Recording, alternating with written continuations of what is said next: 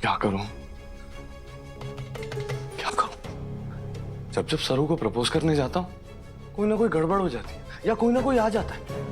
जब भी कोई आइडिया लगाता हूं वो प्लान ही फ्लॉप हो जाता है, एग्जीक्यूट ही नहीं हो पाता। अब तो इतनी बार प्रपोज कर चुका हूं कि प्रपोज करने के तरीके भी नहीं बचे।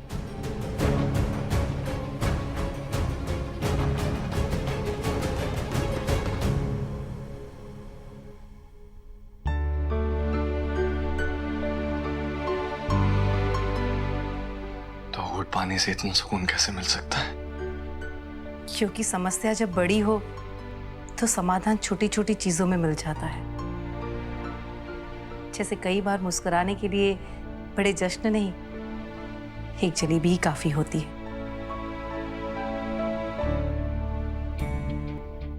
समझ गया, कमाल है आप गौरी जी।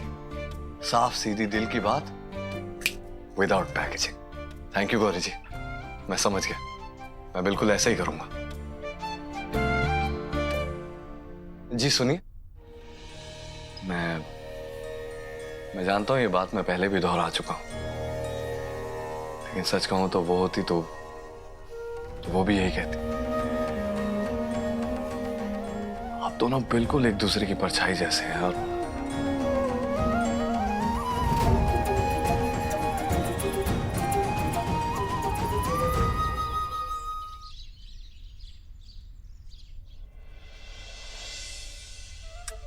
क्या अनीका ने भोग का प्रसाद सच में बनाया था? रचना, तेरा पेट वेट तो खराब ना हो गया ना? नहीं फुल्ला, मैंने बस चखा ही था, और वैसे भी ना बड़ा ऐसा सा बना था। रचना, प्रसाद के बारे में ऐसा ना कहते। सॉरी। विश्वास तो हमारे को भी ना हो रहा है, लेकिन ये बात सच है कि अनीका किसी आश्रम में रह रही है। हमारे को वहाँ के बाबा जी मिले थे, पता है हमारे से क्या कह रहे थे? क्या कह रहे थे? उन्होंने हमारे को बताया जिस रात अनीका को दादी साहब ने घर से बाहर निकाला,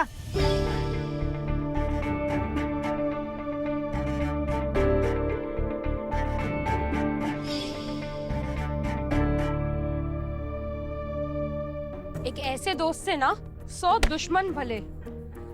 वैसे तो उसके पीछे पीछे घूमते थे, और जब जरूरत पड़ी तो फुर। सच में शायद इसलिए ही अनिका शौक होकर ना आश्रम चली गई होगी पक्का। पर कहीं वो ड्रामेबाज सच में तो नहीं बदल गई? इंसान को बदलने में समय ना लागे है, बस एक धक्के की जरूरत होवे जिससे उसके आंखों पर बंधी क्रोध, लोभ, अहंकार के पट्टे निकल जाए। अच्छा ये सब ठीक है, तुम लोग अच्छे से सजावट करो। हमारे को क्लास के पहले थोड़ा पढ़ना है, तो मैं ना लाइब्रेरी में जाकर थोड़ा पढ़ लेती हूँ शांति से। तुम सब अच्छे से कर लोगे ना? तू जा पढ़ लिख, हम देख लेंगे सब। क्यों भाइयों?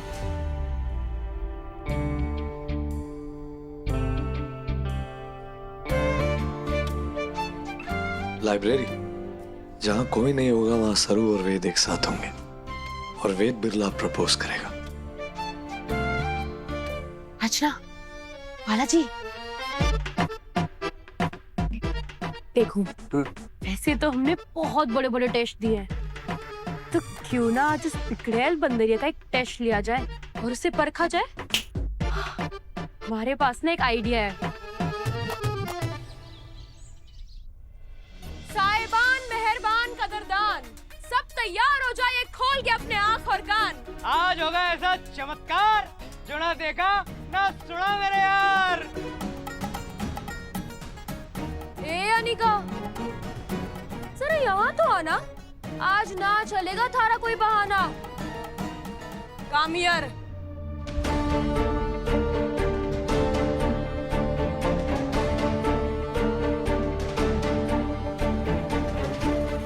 तो दोस्तों, जैसे हम करते हैं वो के पॉल्यूशन टेस्ट, वैसा आज हम करेंगे पश्चाताप परीक्षा।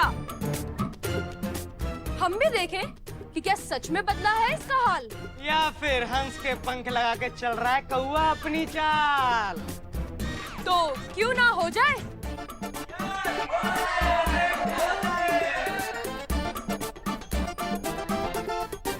आज तक अनीका ने सबके साथ बहुत गलत किया है। कभी किसी को धक्का दिया, कभी किसी को टांग अड़ाई तो कभी किसी की सबके सामने बेइज्जती की, कभी किसी का विश्वास तोड़ा, कभी किसी के हाथ और पांव, कभी किसी की साइकिल तो कभी किसी के सपने। क्यों? हाँ, सब मैंने किया है, सारी मेरी गलती है and I am very very sorry. लेकिन मैं सच में बदल गई हूँ और मैं खुद को तुम सबके सामने प्रूव करने के लिए कुछ भी करूंगी। कुछ भी? हाँ, प्रॉमिस।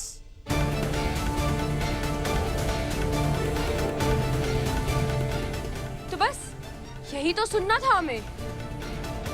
तो दोस्तों, जिन जिन लोगों को अनिका ने परेशान किया है, मारा है, पीटा है, तंग किया है, रुलाया है, वो सब यहाँ आगे आकर अनिका को एक चाटा मारेंगे।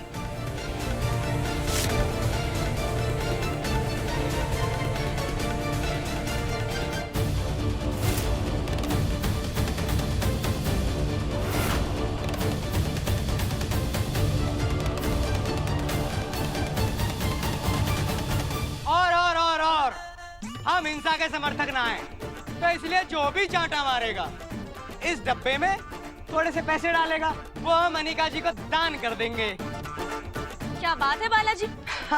इसका मतलब पाप का प्रायश्चित और पुण्य का बोनस दोनों एक ही साथ। हाँ हाँ रचना जी।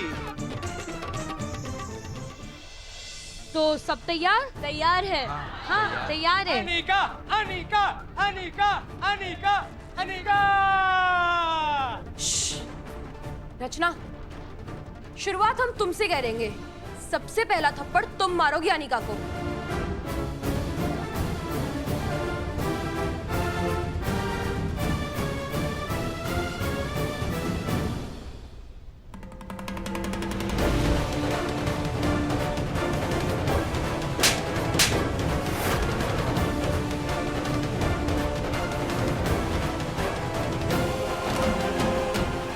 You deserve it, Anika.